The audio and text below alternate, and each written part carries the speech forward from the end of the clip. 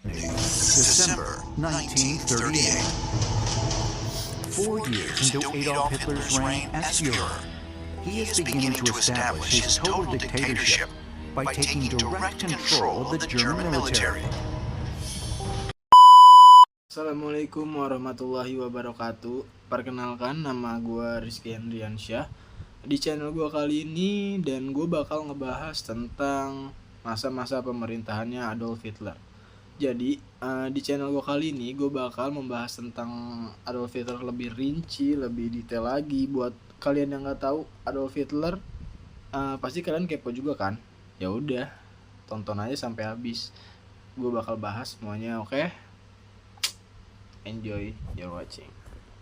Memahami dan mempelajari Adolf Hitler sangat penting dalam konteks politik dan sejarah dunia, karena dia menjadi bagian penting dari peristiwa-peristiwa penting abad ke-20. Sebagai pemimpin partai Nazi Jerman, Adolf Hitler memicu Perang Dunia Kedua dengan invasi Polandia pada tahun 1939. Yang memicu konflik global yang melibatkan banyak negara dan membunuh puluhan juta orang.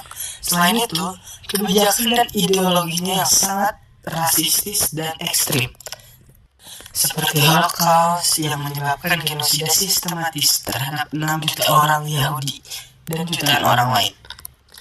Pengaruh dan tindakan Adolf Hitler memengaruhi masa lalu dan masa kini, serta politik internasional, hak asasi manusia, dan hubungan antar negara.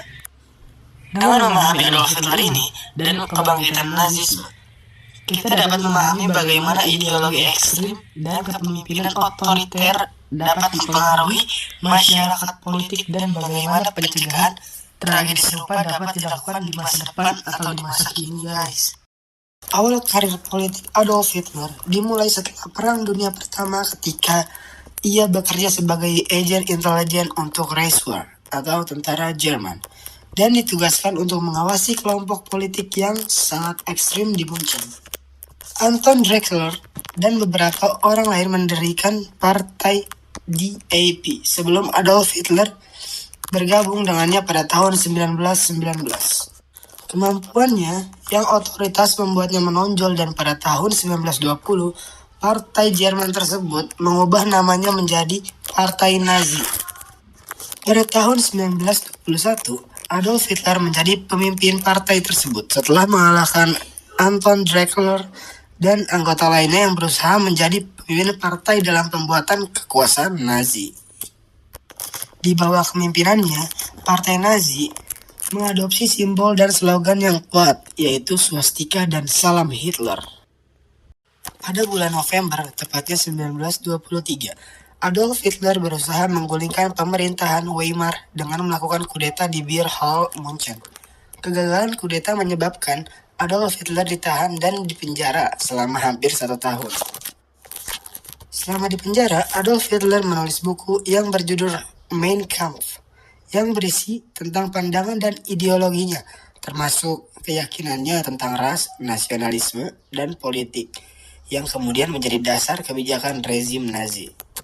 Dalam Mein Kampf, ia mengungkapkan antisemitismenya, keyakinannya bahwa ras Arya lebih penting daripada komunisme dan demokrasi, serta kritiknya terhadap demokrasi dan komunisme dianggap salah satu teks penting yang berkontribusi pada penyebaran kepercayaan Nazi dan kebijakan Holocaust.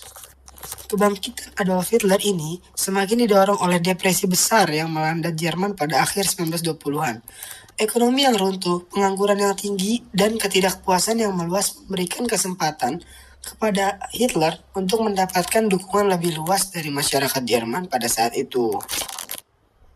Pada pemilu 1930, Partai Nazi meraih 18% suara dan menjadi salah satu partai terbesar di parlemen Jerman.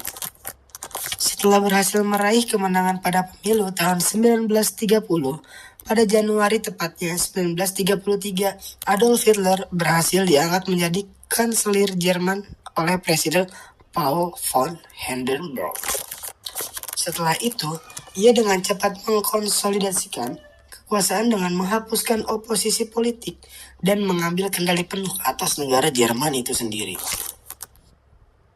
Setelah menjadi kanselir, Adolf Hitler dan Partai Nazi mulai menerapkan undang-undang yang mengubah Jerman menjadi negara yang totaliter.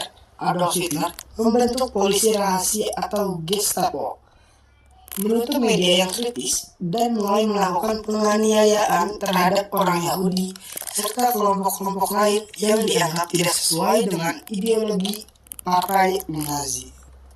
Pembentukan negara Nazi adalah transformasi Jerman yang menjadi negara yang dimana Adolf Hitler dan Partai Nazi yang mengendalikan semua aspek kehidupan di negara Jerman.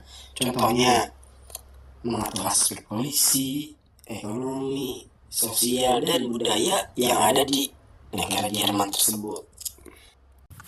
Kesimpulan yang bisa kita ambil dari awal karir seorang Adolf Hitler dan terbentuknya pemerintahan Nazi adalah hasil konsolidasi kekuasaan Adolf Hitler melalui propaganda, identifikasi negatif terhadap oposisi dan penerapan kebijakan rasis yang mengarah ke sana untuk konsolidasi kekuasaan.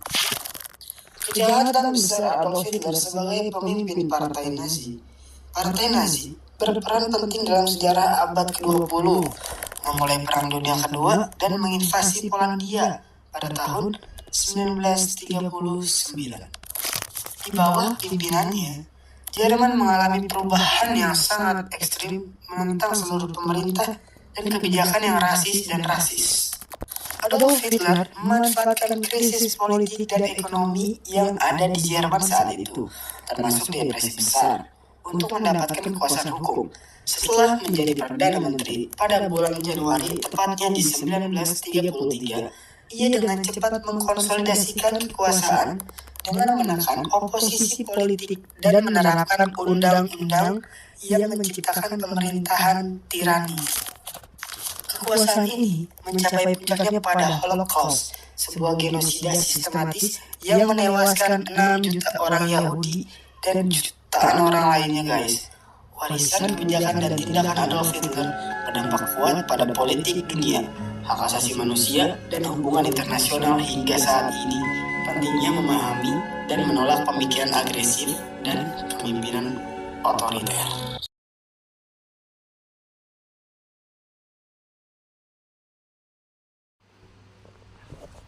Bye guys, thank you.